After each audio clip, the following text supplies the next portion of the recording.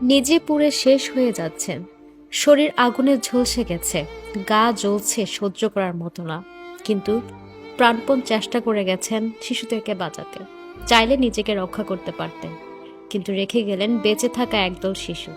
হ্যাঁ দর্শক, আমি বলছি শহীদ শিক্ষক মেহরিন চৌধুরীর কথা, যিনি শিশুদেরকে বাঁচাতে গিয়ে নিজে ৮০% পুড়ে না ফেরার দেশে চলে গেছেন। ইন্না লিল্লাহি ওয়া ইন্না ইলাইহি রাজিউন। আমরা বলি শিক্ষক হচ্ছে জাতির ভবিষ্যৎ নির্মাতা, কিন্তু আজ এক শিক্ষিকা প্রমাণ করলেন তারা শুধু ভবিষ্যৎ গড়েন না, প্রয়োজনে জীবন দিয়ে সে ভবিষ্যৎকে রক্ষা করেন।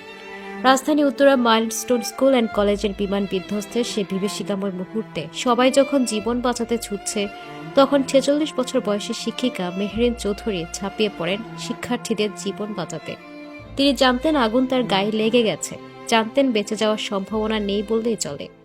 তবুও তিনি দৌড়েছেন, নিজের শরীর পুড়তে পুড়তে দরজা ধরে দাঁড়িয়েছেন, চিৎকার করে বের করে দিয়েছেন শিশুগুলোকে। একজন অভিভাবক কাঁদতে কাঁদতে বলেন, শুধু ওর জন্যই আমার মেয়েটা বেঁচে আছে। সেনাবাহিনীর লোকজন বলেছে মেহরিন ম্যাডামের জন্য ১৫ থেকে ২০ জন বাচ্চা প্রাণে বেঁচে গেছে। এই কণ্ঠ কাঁদছে কৃতজ্ঞতায়, আর পুরো জাতি কাঁদছে এক অকুতোভয় শহীদ শিক্ষিকার আত্মত্যাগে। একজন বোন, একজন মা, একজন দেশমাতৃকার কন্যা।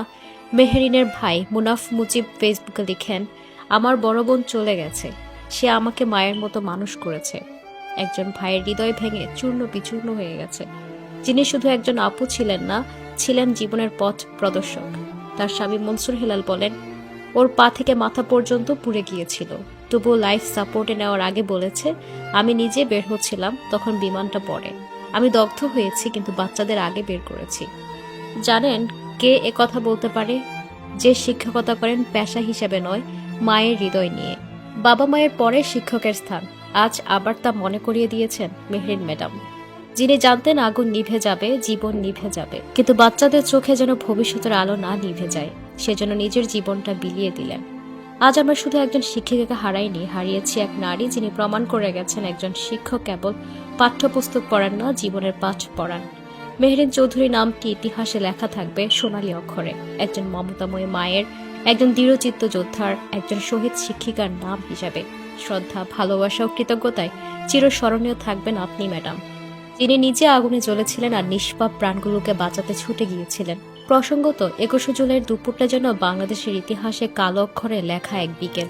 উত্তরের মাইলস্টোন স্কুলের আকাশ তখনও সূর্য জ্বলছিল, অথচ স্কুল প্রাঙ্গণে নেমে আসে মৃত্যুর ছায়া। বাংলাদেশ বিমান বাহিনীর একটি প্রশিক্ষণ বিমান হঠাৎ নিয়ন্ত্রণ হারিয়ে বিধ্বস্ত হয়ে পড়ে স্কুল গেটের সামনে। আগুনের লেলিহান শিখায় মুহূর্তে ছিন্ন ভিন্ন হয়ে যায় শিশুর কোলাহল। আর ঠিক সে সময়ে নিজে পড়েছিলেন আগুনে, শরীরের চামড়া গলে যাচ্ছিল, তবুও থামেননি এই শিক্ষিকা। মায়ের মতো আগলে রেখেছিলেন শিশুদেরকে।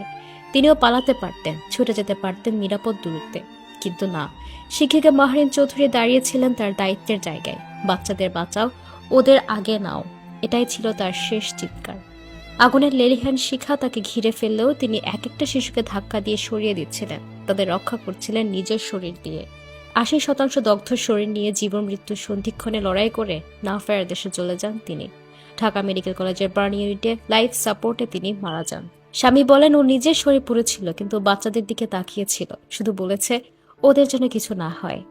এই জাতীয় অনেক শিক্ষক দেখেছে, অনেক সাহসিকতা দেখেছে, কিন্তু এমন দৃশ্য কতটা দেখা গেছে? নিজে আগুনে জ্বলতে জ্বলতে নিষ্পাপ শিশুদের বাঁচানোর এই দৃশ্য এ কেবল মহানুভবতার উদাহরণ নয়, এটা এক মায়ের, এক শিক্ষিকার, এক বীর নারীর চরম আত্মত্যাগ। আমরা সারা জীবন আপনাকে মনে রাখবো। আল্লাহ তাআলা আপনাকে জান্নাতের উচ্চস্থান দান করুক, আমিন। দর্শক, ভিডিওটি শেয়ার করে দিন এবং তার জন্য দোয়া করতে ভুলবেন না।